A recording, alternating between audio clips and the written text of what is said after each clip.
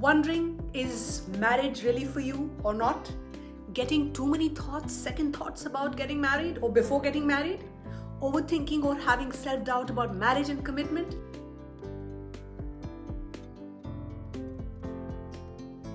Hi, my name is Jyotika Bedi. You are not alone. Maybe you're not ready, and that's okay. It's best to know beforehand before complicating your life too much. Marriage is the biggest commitments one can make in our lifetime. It's natural to feel anxious and nervous, even a bit apprehensive about spending the rest of your life with one person. However, I'm here to tell you I've been married for more than 2 decades. At what point are those feelings indicative of something more? I have for you few signs you're not quite ready to tie the knot, and I'm going to share with you what experts are saying. Number 1, you're dreading the wedding.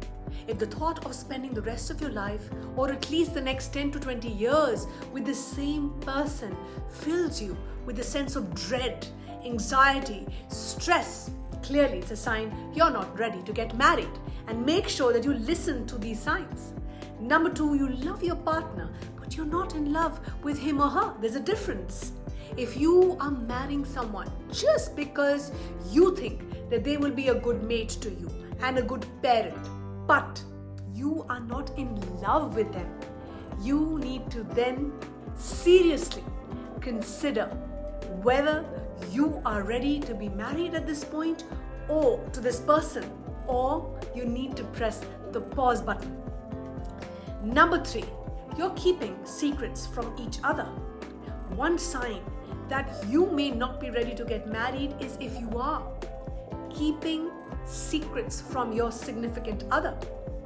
These can include small things, the very and with whom you spend your time with, your information about your finances, or your frequent use of maybe substance.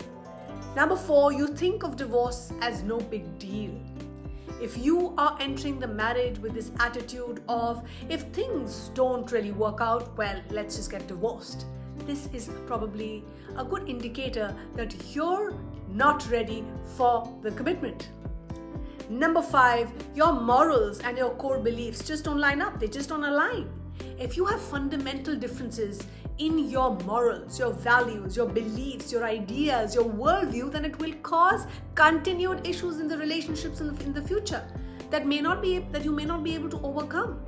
An example of this is not being able to agree with, let's say, your faith, your religion, and how to raise your children. Number 6, you're only been with your partner for a very, very short amount of time. For long-lasting love, you need to give it time. If you've been in dating for less than 2 years, you're not ready to get married. I don't care about how old you are. This applies to one and all. I've done a high percentage of the research on the divorces for people of all ages who married before the 2-year mark. It takes a full year to just get to know the person, to get beyond the infatuation and the honeymoon stage, and then another year to see clearly each other's ways and to know how the other person likes to live their life.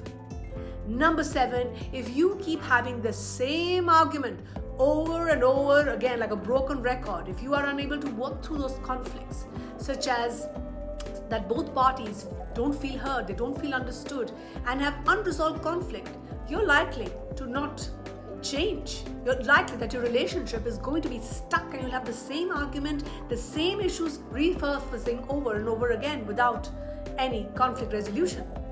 And this opportunity to seek help outside your relationship, even if you have sought help and you've not been able to resolve your issues, is something that you need to consider before tying the knot. Number 8, you're getting married out of guilt, fear, pressure, because you're trying to please someone else. This is a sign also for you to check in with.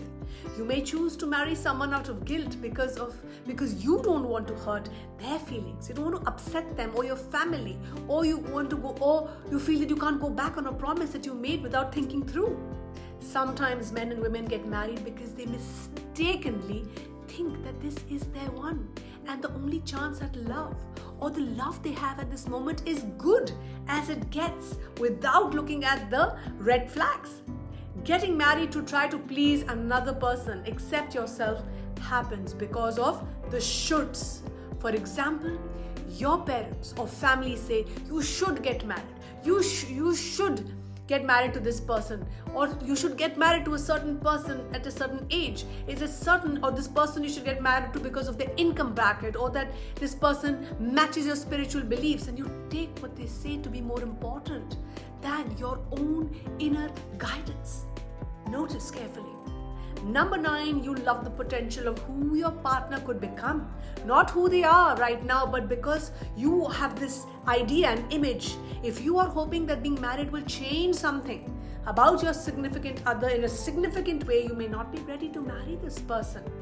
Are you hoping that marriage will help your fiancé or your partner decide that he or she does want children, even though they insist that they don't?